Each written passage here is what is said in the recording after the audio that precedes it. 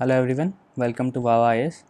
Now we'll cover our daily current affairs for 4th of June. Okay. Now this is our content list for today. आपको इसका PDF हमारे Telegram channel पे मिलेगा. So please subscribe to our telegram channel. Also please like and subscribe our YouTube channel and press the bell icon so that you can get further updates. Also एक add initiative के बारे में आपको पता ही है, a question a day. Okay, ये आप हमारे आंसर्स जो हैं एक किसी भी क्वेश्चन पे किसी भी टॉपिक को लेके अब हमारी वेबसाइट पे अपलोड कर सकते हैं और उसका एवेल्यूएशन हमारी एक्सपर्ट टीम करेगी. So please take the benefit of this course. जो भी 2021 के लिए जो भी एस्पिरेंट्स हैं वो इसका काफ़ी बेनिफिट ले सकते हैं. Okay, now here is a content list for today. सबसे पहले हम देखेंगे ग्लोबल इकोनॉमिक प्रॉस्पेक्ट्स GEP. ये वर्ल्ड बैंक की रिपोर्ट है. ओके, अब इम्पॉर्टेंट यही है कि ये वर्ल्ड बैंक की रिपोर्ट है. इसके कुछ रिकमेंडेशंस हैं वो भी हम देखेंगे, but those are not very important. The second topic is skilled workers arrival database for employment support initiative, Swadesh initiative. Okay, so ये बेसिकली एक डेटा सेट बना रहे हैं. This is a data set जिसमें स्किल मैपिंग की जाएगी.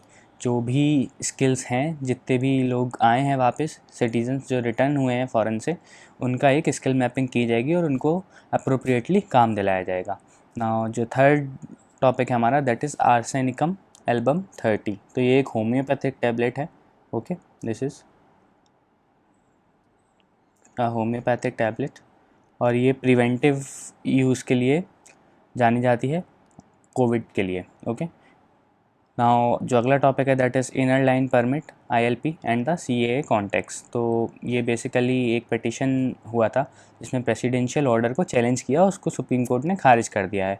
इसमें ये बोला गया था कि जो असम की गवर्नमेंट है, ये जो प्रेसिडेंशियल ऑर्डर है ये असम की गवर्नमेंट के पावर्स बेसिकली लिमिट करता है टू इम्प्लीमेंट द ILP.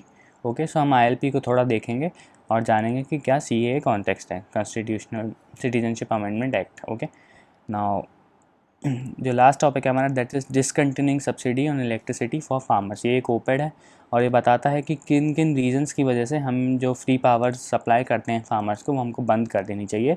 उसके बदले हम DBT का यूज़ कर सकते हैं, that is the direct benefit transfer. Okay, हमको ये यूज़ करना है और फ्री पावर नहीं देना है. उसके फॉर और अगेंस्ट कुछ रीजंस हैं. सो शुरू करते हैं. सो हमारा पहला टॉपिक है global economic prospects report, GEP 2020 report. और सबसे इम्पॉर्टेंट जो चीज़ है that it is release by the world bank. अब अगर प्री में क्वेश्चन फ्रेम होता है तो बस इतना ही फ्रेम होगा कि ये कौन सा इंस्टीट्यूशन रिलीज़ करता है. तो वर्ल्ड बैंक इसको रिलीज़ करता है. अब इसकी जो फाइंडिंग्स हैं वो इतनी इंपॉर्टेंट नहीं है, but we shall see them. So जो रिपोर्ट है वो एग्जामिन करती है global economic developments and prospects, मतलब ग्लोबल इकोनॉमी के फ्यूचर प्रॉस्पेक्ट्स क्या हैं, वो कैसे फंक्शन करेगी, वो सारा ये एग्जामिन करती है. और इसका स्पेशल फोकस जो रहता है इस रिपोर्ट का that is on emerging market and developing economies. Okay, so poverty के मैटर पे इसका कहना है कि 60 million people could be pushed into the extreme poverty in 2020. Covid चल रहा है, वी ऑल नो, लोग कमा नहीं पा रहे हैं, एम्प्लॉयमेंट अपॉर्चुनिटीज़ कम हो गई हैं, इवन फूड सिक्योरिटी में भी काफ़ी चैलेंजेस आए हैं. तो it says that 60 million people could be pushed into extreme poverty in 2020. Okay, तो दूसरा जो इसकी इंपॉर्टेंट फाइंडिंग है that is about the emerging market and developing economies. जैसा कि मैंने आपको बताया कि इसका स्पेशल फोकस रहता है इन इकोनॉमीज़ पे. और इसने ये बताया है कि ये काफ़ी सारे एक्सटर्नल रिस्क्स फेस ऑलरेडी कर रहे हैं ये markets, like the health risk. Okay, restriction and external shocks like fall in trade, tourism and commodity prices. तो ये रिस्क तो हैं ही. दूसरा इसने इन जो रिपोर्ट है उसने बोला है कि जो कमोडिटी एक्सपोर्टिंग EMDs हैं, like India is a commodity exporting EMD. Okay, India हुआ, इवन काफ़ी सारे साउथ अमेरिकन कंट्रीज़ हुए, ये कमोडिटी पे काफ़ी रिलाई करते हैं. तो जो कमोडिटी एक्सपोर्टिंग EMDs हैं उनको काफ़ी लॉस होने वाला है, उनका इकोनॉमी स्लो होगी rather than the commodity importing ones. Okay, तो हम लोगों को ज़्यादा घाटा होने वाला है इस चीज़ से. Now let's move forward. ना जो अगला टॉपिक है दैट इज़ द स्वदेश initiative, that is skilled workers arrival database for employment support initiative. Okay, जैसा कि मैंने आपको बताया कि ये एक स्किल मैपिंग एक्सरसाइज है. जो भी सिटीजन्स रिटर्न कर रहे हैं, सिटीजन्स रिटर्निंग, उनको क्या क्या स्किल्स आते हैं. ओके, उसके एक मैपिंग है ये, जिससे कभी भी अगर कंपनीज़ को ज़रूरत हुई एम्प्लॉयज़ की या इन लोगों को जब ज़रूरत हुई एम्प्लॉयमेंट की तो हम उनको टाइम पर प्रोवाइड कर सकें। सो यही है बेसिकली, ये जॉइंट इनिशिएटिव है 3 मिनिस्ट्रीज़ का, ये आपको याद रखना है। तो सबसे पहला है ministry of skill development and entrepreneurship MSTE, दूसरा है ministry of civil aviation and the third is ministry of external affairs. Okay, now जो NSDC है that is national skill development corporation, वो इसका इम्प्लीमेंटिंग आर्म है। ओके, ना अब इसका एम क्या है, तो जैसा कि मैंने आपको बताया कि एक डेटाबेस बनाया जाएगा क्वालिफाइड सिटीजन्स का और उनके स्किल्स उसमें होंगे। ओके, तो इससे क्या होगा कि जो भी इंडियन कंपनीज़ हैं या फॉरेन कंपनीज़ हैं, अगर उनको एम्प्लॉयज़ की ज़रूरत पड़ी तो हम उनको ये डेटाबेस दे सकते हैं कि आप इनमें से हायर कीजिए। नाउ एक ऑनलाइन एप्लीकेशन भरवाया जाएगा जिसको हम बोलेंगे ऑनलाइन स्वदेश स्किल कार्ड। ओके, तो इसमें आपका पूरा एक प्रोफाइल रहेगा कि आपको क्या क्या चीज़ें आती हैं, आप किस किस में एम्प्लॉयड रहे हैं अभी तक और क्या क्या करना चाहते हैं। ओके, नाउ अभी तक जो डेटा कलेक्ट किया है इन रिटर्नीज़ का, वो क्या क्या शो करता है, that will discuss in brief. तो सबसे पहले जो टॉप मोस्ट कंट्रीज़ हैं जहाँ से लोग वापस आए हैं 2000, UAE, Oman, Qatar, Kuwait and Saudi Arabia. हर चीज़ आपको याद रखने की ज़रूरत नहीं है, ये बस फॉर्डर पॉइंट्स हैं, कभी काम आ गए अगर आपको एसेज में या आंसर्स राइटिंग में। ओके, तो ये 5 कंट्रीज़ हैं जहाँ से लोग वापस आए हैं। दूसरा कि कौन कौन से ऐसे सेक्टर्स थे जहाँ पे लोग एम्प्लॉयड थे, तो those were oil and gas, construction, tourism and hospitality, automotive and aviation. Okay, और कौन कौन से ऐसे स्टेट्स हैं जहाँ पे लोग वापस आए हैं, तो ये हैं केरला, तमिलनाडु, महाराष्ट्र, कर्नाटक एंड तेलंगाना। ओके, तो यही इस रिपोर्ट का बेसिक्स था। अगला जो टॉपिक है हमारा that is arsenicum album 30। Okay, तो ये एक होम्योपैथिक ड्रग है और ये प्रिवेंटिव केयर में काम आती है कोविड-19 के। So what is the context कि काफ़ी सारे स्टेट्स हैं, सेवरल स्टेट्स लाइक राजस्थान हो गया, कर्नाटका हो गया, तमिलनाडु, आंध्र प्रदेश, केरला, इन सब ने इस ड्रग का यूसेज को रिकमेंड किया है। Even Ayush ministry has recommended it for prophylactic use against covid. Prophylactic means preventive use. Okay, जैसे कि मैंने आपको बताया ये सारे स्टेट्स हैं जिनने रिकमेंड किया है। अब ये बनती कैसे है, तो it is made by heating arsenic with distilled water. Okay, distilled water में आप अगर आर्सेनिक को हीट करेंगे तो आपको ये टैबलेट मिलेगी। नाउ इसमें 1% से भी कम आर्सेनिक होता है, क्योंकि वी ऑल नो अगर आर्सेनिक ज़्यादा हो गया वाटर में तो उससे कंटेमिनेशन हो सकता है और काफ़ी सारे डिसीजेज़ हो सकते हैं like the skin cancer, pulmonary and CVDs which is the cardiovascular diseases. Okay, तो ये सारे हो सकते हैं। नाउ अभी तक ये टैबलेट हम क्यों यूज़ करते हैं, तो basically correct inflammation in the body. Inflammation means like जो दर्द होता है वो, also to treat anxiety, restlessness, cold, ulcerations, burning pains, ये सब के लिए टैबलेट यूज़ होती है अभी तक। ओके, ना कोविड-19 कॉन्टेक्स्ट जैसा कि मैंने आपको बताया कि काफ़ी सारे स्टेट्स ने इसको रिकमेंड किया है कि आप इनको लीजिए, और जो डोज़ बताई गई है वो ये है कि आप इसको 3 डेज़ तक लीजिए on an empty stomach and repeating the dose after a month if the outbreak continues locally. अगर आउटब्रेक रहता है तो आप 1 महीने बाद यही इसको 3 दिन तक फिर लीजिए। Okay, now what are the issues with the medicine, तो सबसे पहले WHO की कोई गाइडलाइन नहीं है जो इसको या तो रिकमेंड करता है या नॉट रिकमेंड करता है, मतलब मना करता है कि इसको आप यूज़ ना करें। तो ऐसी कोई भी गाइडलाइन नहीं है जो या तो रोकता है या रिकमेंड करता है। दूसरी चीज़, जैसा कि मैंने बताया, आर्सेनिक होता है एंड दैट इज़ कंटेमिनेटिंग। आपको इससे काफ़ी सारे बीमारियां हो सकती हैं, कैंसर्स हो सकते हैं। और there is no scientific evidence that the drug works against कोविड-19। अभी तक ऐसा कोई भी साइंटिफिक एविडेंस नहीं है। ड्रग इसके अगेंस्ट भी काम कर सकता है, मतलब drug might also prove harmful, but WHO की एक रिकमेंडेशन है जिसमें ये बोला गया है कि अगर आपके पास लोकली अवेलेबल कोई मेडिसिन्स हैं तो आप उनका यूज़ कर सकते हैं, क्योंकि अभी तक कोई भी वैक्सीन या अप्रूव्ड मेडिसिन इसकी नहीं आई है। तो अगर आपके पास कोई भी लोकली अवेलेबल मेडिसिन है या ऐसे कुछ तरीके हैं क्योर करने के, तो आप यूज़ कर सकते हैं, ऐसा WHO ने एक गाइडलाइन में बोला है। Now next topic is the inner line permit and the citizenship amendment act context. Okay, CAA context. Now सबसे पहले हम देखते हैं इनर लाइन परमिट होता क्या है। तो जिन भी स्टेट्स में इनर लाइन परमिट एप्लीकेबल होता है, उन स्टेट्स में जो सिटीजन्स ऑफ इंडिया हैं, अगर वो उस स्टेट में रिसाइड नहीं करते हैं तो उनको जाने की परमिशन नहीं होती है, उनको एक अलग से परमिशन लेनी पड़ेगी उन स्टेट्स में जाने की। तो ऐसे कौन कौन से स्टेट्स हैं जहाँ पे फुली एप्लीकेबल है? अरुणाचल प्रदेश है, नागालैंड है, मिज़ोरम है, इवन मणिपुर में भी इसको इम्प्लीमेंट करने के लिए ऑर्डर आ चुके हैं।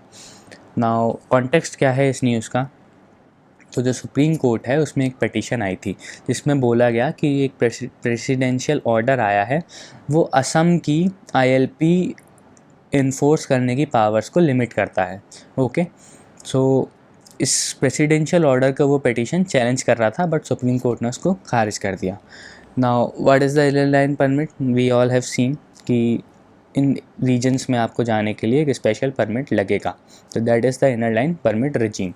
Now the concept originates from the Bengal Eastern Frontier Regulation BEFR 1873. ये इसी का एक्सटेंशन है, यहीं से ये कॉन्सेप्ट आया। Okay, now we all know inner line separated the tribal populated hill areas in the north east from the plains. Okay, basically इसका जो मोटिव था वो ये था कि ट्राइबल्स थे उनको सेपरेट करना, क्योंकि काफ़ी सारे ब्रिटिश एंटरप्रेन्योर्स वो एनक्रोचर्स बन गए थे और इन ट्राइबल्स के लैंड को हड़प रहे थे। तो बेसिकली ब्रिटिशर्स ने ये जो रेगुलेशन है वो निकाला था जिससे ट्राइबल्स को पीसफुली रहने की इजाज़त मिल सके। Now as I have already told you, to enter and stay for any period in these areas, Indian citizens from other areas need an ILP, that is inner line permit. Okay, और कौन कौन से states हैं हम discuss कर चुके हैं, अरुणाचल प्रदेश, नागालैंड, मिज़ोरम और मणिपुर में भी ये आ गया है। Now like I have told you कि ये जो रेकलेस एक्सपेंशन था ब्रिटिश एंटरप्रेन्योर्स का, उसके अगेंस्ट ये एक्ट लाया गया था। ओके, तो ब्रिटिश के जो पॉलिटिकल रिलेशंस थे हिल ट्राइब से वो डिटेरियोरेट हो रहे थे और उसी की वजह से इसको लेकर आया गया। Now BEFR prohibits outsiders, we all know this कि आउटसाइडर्स को ये प्रोहिबिट करता था अंदर जाने से। और उसी के बाद जो ब्रिटिश सब्जेक्ट्स को चेंज कर दिया गया जब इंडिपेंडेंस हुई इंडिया की, आफ्टर इंडिपेंडेंस जो एक्ट में ब्रिटिश सब्जेक्ट्स थे वो टर्म रिप्लेस करके उसको कर दिया गया सिटीजन्स ऑफ इंडिया। तो now citizens of India have to take that permit. Now what is the connection with CAA और द सिटीजनशिप अमेंडमेंट एक्ट? तो वी ऑल नो कि CAA में जो 3 कंट्रीज़ हैं, पाकिस्तान, बांग्लादेश एंड अफ़गानिस्तान, यहाँ की जो रिलीजियस माइनॉरिटीज़ हैं उनके लिए सिटीजनशिप क्राइटेरियाज़ को थोड़ा रिलैक्स कर दिया गया है और ये इन रीजन्स में जाके नहीं रह सकती, लेकिन क्योंकि ILP की ज़रूरत पड़ेगी तो ऑब्वियसली इन रीजन्स, ये रीजन्स जितने भी ILP वाले regions, these are exempt from these CAA guidelines. Okay, now अब क्या हुआ कि असम भी चाहता है कि ऐसा ही हो। असम भी चाहता है कि ये अगर कोई भी माइनॉरिटीज़ आके इंडियन सिटीजनशिप मांगती हैं और वो असम में ना रहें, तो वो असम भी ILP इम्प्लीमेंट करना चाहता था, मगर लेकिन जो प्रेसिडेंशियल ऑर्डर है उसने उनके पावर्स को रिस्ट्रिक्ट कर दिया और इसी के लिए चैलेंज किया गया था सुप्रीम कोर्ट में, लेकिन सुप्रीम कोर्ट ने इसको खारिज कर दिया गया है। तो अभी असम के पास पावर्स बहुत ही लिमिटेड हैं ओके ILP इम्प्लीमेंट करने की, और इसकी वजह से जो सिटीजनशिप अमेंडमेंट एक्ट है, अगर वहाँ से सिटीजनशिप लेते हैं लोग, माइनॉरिटीज़ आके सिटीजनशिप लेती हैं, तो those are permitted to live in Assam. ये इसका पूरा कॉन्टेक्स्ट है। ओके, नाउ जो हमारा आज का लास्ट टॉपिक है that is discontinuing subsidy on electricity for farmers. तो ये एक ओपेड है और इसमें बताया गया कि जो भी फ्री पावर स्कीम्स हैं जो फार्मर्स को गवर्नमेंट देती है वो उन सबको बंद कर देना चाहिए। उसके रीजंस हैं और उसके अगेंस्ट भी कुछ आर्ग्यूमेंट्स हैं। तो सबसे पहले हम देखते हैं कि सेंटर ने ये बोला है कि जो फ्री पावर सप्लाई स्कीम्स हैं उनको बंद कर देना चाहिए और उनको रिप्लेस करना चाहिए डायरेक्ट बेनिफिट ट्रांसफ़र से। मतलब आप जो फ्री पावर दे रहे हैं उसको आप बंद कर दीजिए, फार्मर उसके पैसे चुकाएगा और जितने भी वो पैसे देते हैं वो डायरेक्ट बेनिफिट ट्रांसफ़र के थ्रू उनके बैंक अकाउंट में वापस रिवर्ट कर दिए जाएंगे। ओके, नाउ अभी तक सेंटर ने काफ़ी बार ऐसी कोशिश की कि ये स्कीम चलाई जाए, बट ज़्यादा सक्सेसफुल नहीं हुआ। तो अब सेंटर ने क्या किया है कि एक टाइमलाइन जारी की है कि दिसंबर तक एक डिस्ट्रिक्ट हर स्टेट में ऐसा होना चाहिए जिसमें DBT ही चले, और अगले फाइनेंशियल ईयर तक ये जो स्कीम है DBT वाली, इसको पूरे थ्रू आउट द स्टेट्स हमको इम्प्लीमेंट करना है। तो ये सेंटर की टाइमलाइन है। Now resistance from the states, obviously जो स्टेट्स फ्री सप्लाई देते हैं उनको ऑब्वियसली वोट बैंक में भी घाटा होगा, और सबके अलग अलग नीड्स थे जिनकी वजह से उनने ये स्कीम्स चालू की। तो जो सबसे पहला और वोकल रजिस्टर है दैट इज़ तमिलनाडु। ओके, उसने 1984 में ये स्कीम चालू की थी और वो काफ़ी रजिस्ट कर रहा है सेंटर की इस रिकमेंडेशन को। ना ऑल्सो और भी काफ़ी सारे स्टेट्स हैं लाइक आंध्र प्रदेश, तेलंगाना, पंजाब, यहाँ पे भी फ्री पावर दी जाती है। तो इन स्टेट्स ने अभी तक खुलकर विरोध नहीं किया इस चीज़ का, but we know what they are going to say. Okay, now what is the overview of the power subsidy bill, कितना खर्चा आता है? तो जो सदर्न स्टेट्स एंड पंजाब, इन 5 राज्यों को मिला के जो खर्चा आता है डैट इज़ अराउंड 33,000 करोड़। और अभी वी ऑल नो कि जो स्टेट्स के रेवेन्यूज़ हैं वो काफ़ी कम हो गए हैं, तो ये इतना खर्चा उठाना स्टेट्स के लिए अभी इम्पॉसिबल प्रूव हो रहा है। Okay, in the last 15 years Maharashtra has been the only state that scrapped the scheme within a year of introducing it. Maharashtra ने इसको इंट्रोड्यूस किया और एक ही साल के अंदर इसको स्क्रैप कर दिया। ओके, इवन कर्नाटका ने भी ये बोला है कि ये इसको स्क्रैप करेगा धीरे धीरे। ओके, कर्नाटका भी सामने आया है ना। सेंट्रल गवर्नमेंट की रीजनिंग क्या है कि इसको क्यों बंद कर देना चाहिए? मतलब कुछ तो होगा जो सरकार को लग रहा होगा कि ये घाटा है। तो सबसे पहला है wastage of water and electricity. अगर आप फ्री में पावर देते हैं तो पानी की तो किसी को पड़ी ही नहीं है, लोगों को लगा है कि भाई पानी निकालते चलो निकालते चलो निकालते चलो, कोई दिक्कत नहीं है। ओके, और इलेक्ट्रिसिटी भी वेस्ट होगी। तो इसी कॉन्टेक्स्ट में एक रिसर्च हुआ, Bharat Ramaswamy of the Indian statistical institute, इनने क्या बोला कि इंडिया लगभग 251 billion cubic metres of ground water हर साल निकालता है। Okay, and it is the largest user of ground water which exceeding the combined withdrawal by China and the US. मतलब हम यूएस और चाइना जितना टोटल निकालते हैं उससे ज़्यादा हम ग्राउंड वाटर का यूज़ कर रहे हैं। ओके, सो इससे क्या होगा, हमारे ग्राउंड वाटर रिसोर्सेज कम होते जाएंगे, हमको पीने का पानी तक नहीं मिलेगा एक टाइम बाद। वी ऑल नो कि हमारे यहाँ जो भी डिस्ट्रीब्यूशन है वाटर का वो बहुत ही हाईली अनइवन है। Water distribution is highly uneven. Okay, we all know this. कहीं सूखा पड़ता है तो कहीं बाढ़ आती है, तो वी ऑल नो दिस कि ये हाईली अनइवन है। ओके, सो जो दूसरा जो रीज़न है that is worrying rate of ground water table depletion. जैसा कि हमने यहाँ पे डिस्कस कर चुके हैं ऑलरेडी कि ग्राउंड वाटर बहुत जल्दी डिप्लीट हो रहा है, beat the parts of Kaveri delta in Tamil Nadu और the Sangrur district in Punjab. सब जगह स्टोरी सेम है कि ग्राउंड वाटर टेबल डिप्लीट हो रही है। इवन जैसे ही ग्राउंड वाटर टेबल नीचे होती है तो फार्मर्स क्या करते हैं, और हाई पावर पम्प्स लगा लेते हैं, हाई पावर पम्प्स। जैसे जैसे पानी नीचे जाएगा तो ऑब्वियस है कि हाई पावर पम्प्स की आपको ज़रूरत पड़ेगी, तो सबमर्सिबल पम्प्स लगा लेते हैं और ये एक विशियस साइकिल बन जाता है। पानी कम हुआ आपने और हाई पावर के पम्प्स लगाए, फिर पानी कम होगा क्योंकि हाई पावर के पम्प्स हैं, तो फिर आपको और हाई पावर के पम्प्स लगाने पड़ेंगे। तो that is a very vicious cycle और ये कभी ख़त्म नहीं होती है। ओके, तीसरा जो इम्पॉर्टेंट रीज़न है that it encourages the installation of more pump sets. Karnataka का एक एग्जांपल दिया है जिसमें बताया गया है कि 12 साल पहले जो इरिगेशन पंप सेट्स थे जहाँ पे मतलब कैनल वाटर नहीं जाता था, वो 17 लाख इंस्टॉल थे। जो नंबर था वो था 17 लाख, इतने पंप सेट्स इंस्टॉल थे। अब वो 12 साल बाद क्या स्थिति है, तो दीज आर 30 लाख, मतलब नियरली डबल हो गए हैं पंप सेट्स। तो ये भी एक बात है कि वो बढ़ता ही जा रहा है, वो ट्रेंड बढ़ता ही जा रहा है, ख़त्म नहीं हो रहा है। आप उससे वाटर कंजर्व नहीं कर पा रहे हो कैसे भी, आपने कुछ भी सोचा, आपकी रीजनिंग कुछ भी हो, बट वो फ्लॉड निकली, हमारा वाटर वेस्ट हो रहा है।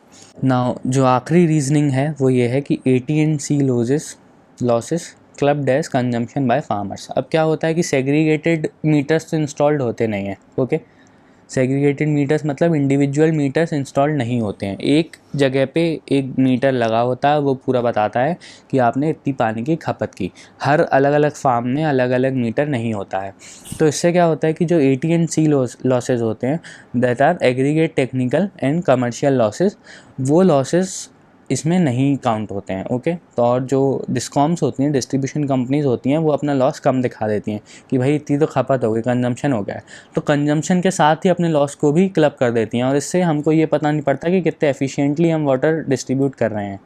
ओके, कितने एफिशिएंसी हमारी कितनी एफिशिएंसी है वाटर डिस्ट्रीब्यूट करने में, ये हम छुपा लेते हैं। इवन हम अपनी जो इनएफिशिएंसी है वाटर डिस्ट्रीब्यूट करने में बेसिकली वो हम छुपा लेते हैं क्योंकि हमने अपने लॉस को जो कंजम्पशन है उसके साथ क्लब कर दिया गया है। अब ऐसा तो है नहीं कि ये स्कीम बस ऐसे ही चली आ रही है सिर्फ घाटों के साथ, कुछ पॉजिटिव्स भी होंगे। तो वो पॉजिटिव्स क्या हैं वो हम देखते हैं। तो सबसे पहले जो लिवलीहुड अपॉर्चुनिटीज़ हैं लैंडलेस वर्कर्स की, वो इस पर काफ़ी कुछ डिपेंड करती है। वी ऑल नो कि हमारे यहाँ जो मार्जिनल फार्मर्स हैं उनकी तादाद काफ़ी ज़्यादा है। Okay, and these marginal farmers are dependent on this free power scheme. छोटे छोटे खेत हैं जहाँ पे कैनल इरिगेशन नहीं अवेलेबल है, उनके लिए ये चीज़ बहुत इम्पॉर्टेंट है। आप शायद इसका रेलेवेंस ना समझें, लेकिन जो ये फ्री पावर स्कीम है that is a boon to these farmers, these marginal farmers जिनके पास पैसा है ही नहीं। ओके, नाउ जो दूसरी चीज़ है वो ये है कि जो कैनाल वाटर आप सप्लाई करते हैं वो तो फ्री होता है कॉस्ट में, उसका तो आप कोई पैसा नहीं लेते। तो जो पंप सेट्स हैं उसके थ्रू आप बिजली और इसका पैसा क्यों लेना चाहते हैं? क्योंकि कैनाल वाटर तो फ्री है, तो बाकी वाटर भी फ्री होना चाहिए ना। तीसरी जो रीज़निंग है वो ये है कि स्मॉल एंड मार्जिनल फार्मर्स को तो ये स्कीम का फ़ायदा देना चाहिए कुछ कंडीशंस के साथ, but these people need these schemes. However जो दूसरे फार्मर्स हैं, जो बड़े फार्मर्स हैं या जो बेटर ऑफ फार्मर्स हैं, उनको हमको ये स्कीम का वो नहीं देना चाहिए परपेचुअली, मतलब हमेशा के लिए कंटिन्यू नहीं करना चाहिए। तो ये सारे हमने प्रोज एंड कॉन्स देखे फ्री पावर स्कीम के। Okay, this was an op ed. Now we shall end here, we will meet tomorrow.